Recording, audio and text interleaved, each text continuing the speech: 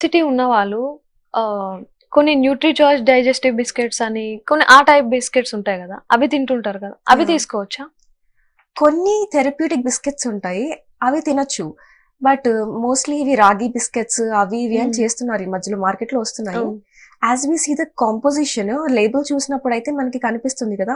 రాగి will be around 10%. హ్మ్. ఒక 10%, 5% రాగి ఉంటుంది. మళ్ళీ రిఫైన్డ్ వీట్ ఫ్లోర్ అంటారు. Hmm. Refined wheat flour is nothing but maida again.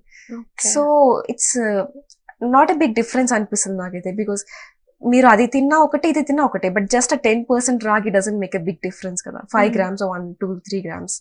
Okay. చిన్న పిల్లల్లో ఈ ఒబెసిటీ కంట్రోల్ చేయాలంటే ఏం చేయాలి? ఎలాంటి డైట్ తీసుకుంటే మంచిదంటారు? చిన్న పిల్లలకి ఈ మధ్యలో లైక్ కూల్ డ్రింక్స్ కానీ ఇవన్నీ ఎక్కువ ఆ! ఇచ్చేస్తున్నారు కదా! చాలా. యాహ్! సో, అట్లా అవ్వడం వల్ల ఏమవుతుందంటే వాళ్ళు లాంగ్ రన్ డయాబెటిస్ కూడా వస్తుంది ఒబెసిటీతో పాటు. హ్మ్. అండ్ చిన్న పిల్లలకి యూజువల్లీ యాస్ వి సీ వాళ్ళు తినట్లేదు అన్న కాన్షియస్ మదర్స్‌కి రావడం వల్ల they tend to over feed them అనమాట. హ్మ్. ఎవ్రీ హాఫ్ అన్ అవర్‌కి తినిపిస్తూ ఉంటారు వాళ్ళకి. వాళ్ళు తింటున్నా కానీ.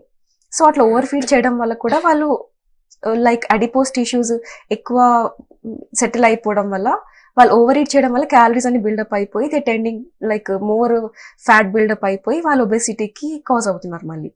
సో ఫస్ట్ అది like parents like mothers usually they must see sufficient గా తింటున్నారా లేదా అని. ఓవర్ ఈట్ చేపియొద్దు వాళ్ళకి. వాళ్ళకి ఆకలేస్తే వాళ్ళు తింటారు కదా ఆబ్వియస్లీ. అవును. సో వాళ్ళు అది మెయిన్లీ అది అవుతుంది. And అది cool drinks, soft drinks, refined food, processed food ఇవి ఇస్తున్నారు కదా ఎక్కువ చిప్స్ అవి ఇవి అన్ని. హ్మ్. సో ఫస్ట్ అవన్నీ కంట్రోల్ చేసి హెల్తీగా ఫ్రూట్స్ కానీ మంచిగా ఫ్రూట్ జ్యూసెస్ ఫ్రూట్స్ చిన్నపిల్లలకైతే జ్యూసెస్ ఇవ్వచ్చు కొంచెం. అవును. Because they need hydration and all. కొంచెం juices, buttermilk, curd, wholesome food అనేది ఇస్తే ఎగ్స్ కానీ ఇట్లాంటివన్నీ హోల్సమ్ ఫుడ్ ఇచ్చినప్పుడు they will become healthy. Instead of putting on weight just weight they will become healthy.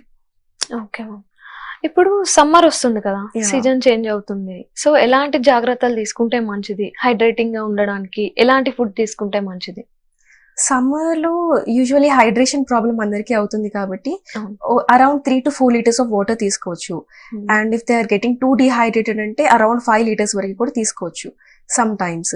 And even buttermilk కానీ, lemon juice ఇలాంటివన్నీ తీసుకోవచ్చు. Like సబ్జా గింజలు వేసుకొని వాటర్ అవన్నీ చేసుకోవచ్చు.